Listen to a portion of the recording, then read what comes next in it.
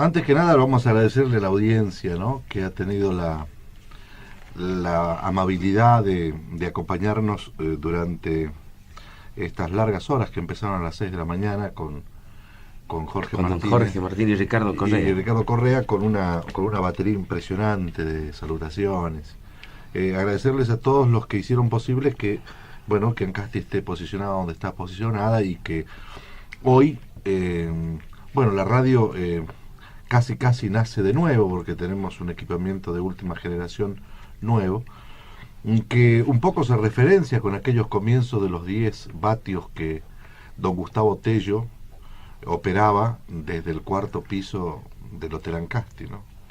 Hoy es como volver a empezar la historia con un y entonces eso creo que es muy grato porque demuestra que la radio ha ido creciendo sin perder su identidad y fundamentalmente insertándose en la comunidad, ¿no? Hace un tiempo atrás, hace muchos años, era muy difícil hacer radio. No era tan fácil como ahora, o como aparentemente sucede al haber tantos medios, al haber tantas posibilidades. ¿Cómo se ingresaba, cómo se hacía para llegar a un medio radial antes? Bueno, antes la historia era muy perversa. El, el sindicato ponía las condiciones. Eran épocas de sindicatos duros. El sindicato ponía las condiciones, con leyes muy rígidas que se cumplían. O sea, además no había 50 micrófonos abiertos, había uno por provincia, uno por ciudad. Consecuentemente, había mucha gente haciendo cola, esperando en la puerta para poder actuar en radiodifusión. Se podrá decir que aquello era malo o bueno. Yo no creo que haya sido muy bueno, ni muy malo. Es historia.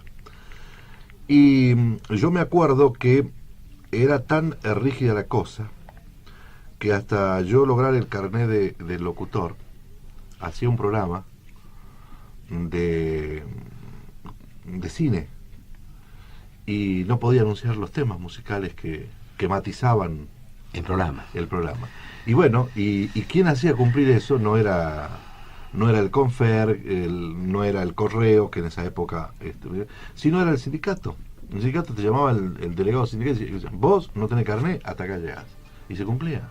¿Y cómo tomó la gente que ha trabajado durante tantos años en un medio como la amplitud modulada y cuando de golpe empezaron a sentir que había cambiado la radio y se transformaba en FM, ¿no? Porque pareciera que un poco se había propuesto una competencia entre ambas emisoras, ¿no? Entre la FM y la AM. ¿Cómo tomaron ese cambio? Yo creo que esto se produce así, tendría que haber sido una transferencia y se produce una especie de enfrentamiento. Y es porque se desborda el dique de contención, porque las cosas van evolucionando por naturaleza propia, se va creciendo. Y entonces, cuando el dique de contención es muy rígido, muy grande, y bueno, la naturaleza, los episodios, lo van derrumbando. Y eso es lo que pasó. O sea, la amplitud modulada era una cosa muy dura, muy rígida, muy manejada por el Estado, muy estatizada. Entonces evidentemente que en algún momento tenía que romperse. O sea, no es que vengan las privatizaciones porque hay un concepto democrático, vienen las privatizaciones porque la sociedad en su conjunto pide más voces y no menos voces. Estaba, digamos, un poco coartada la libertad de creatividad.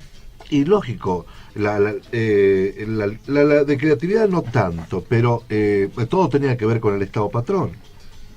Todo. Bravo, yo recuerdo una anécdota que usted me contaba a mí cuando se hace cargo de la radio, incluso creo que fue en un aniversario, lo dijo al aire, que usted recuerda que en esa época era muy duro hacer radio por el gobierno existente, por las presiones que había, incluso había golpes militares, donde de pronto lo primero que se tomaba era el correo, la radio y puntos estratégicos, ¿no? ¿Cómo vivían ustedes esa época? ¿Tenían miedo? Yo me acuerdo que, a propósito de esto, yo tenía un programa que se llamaba Catamarca en la noche, que se emitía desde las 22 hasta la 1 de la mañana.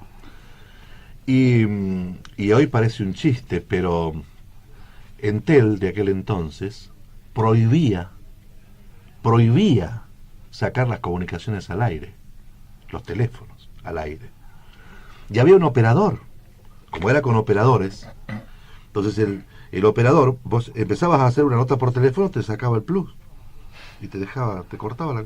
Entonces, la creación de los argentinos, la gana de hacer, ¿qué hacíamos? Grabábamos, poníamos un disco y grabábamos el teléfono y después lo pasábamos. Exacto. Para despistarlo, digamos, al operador. Pero esto era hasta que el operador se avivaba, porque la segunda nota que vos hacías en el día, el tipo te escuchaba porque ellos escuchaban todo lo que se hablaba, así que... O sea, esto era realmente muy difícil. A propósito de eso, volviendo al tema, yo en aquel programa hacía participar mucho a la gente, conversaba por teléfono con ellos. Y era un programa realmente muy cálido, lo quise mucho. Y cerramos a la 1 de la mañana, normalmente. Me acuerdo que el operador era Ramón Beltrán Delgado. Y nos fuimos a dormir.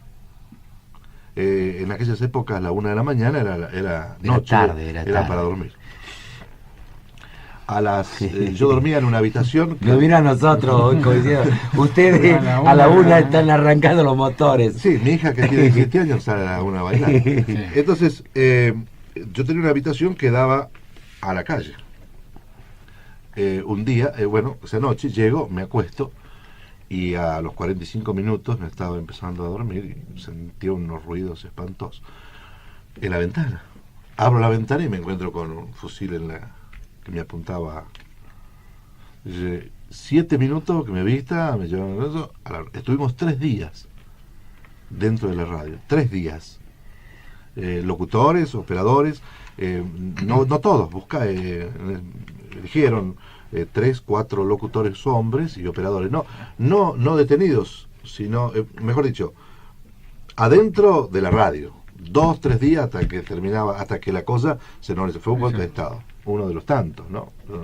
Que nunca me olvidé, era un japonés, el oficial que fue, en los ojitos chinados, así. Y bueno, y esas cosas no se olvidan, te graban a fuego, ¿no? Ahora hay circunstancias que seguramente marcan el trabajo. ¿En qué se diferencia, por ejemplo, de la cantidad de medios que hay ahora por la competencia abierta que hay? Porque, sin lugar a dudas, ha crecido también la población, pero también ha crecido la competencia. En su momento había una AM y era el lugar donde todo el mundo se convocaba a escuchar y a escuchar y a escuchar. Lo que decía la radio era palabra sagrada, porque era lo único que había. ¿Cómo se complementa eso? Yo creo que lo que hemos perdido hoy es la producción radial. O sea, hoy los jóvenes, los chicos, los profesionales, los actuantes en comunicación, en este fierrito, llegan a la radio a conducir un programa de 4 horas. Si traen un diario bajo el brazo, es todo lo que traen. Entonces no hay producción. En Ancasti, después de 8 años, las historias que no se olvidan.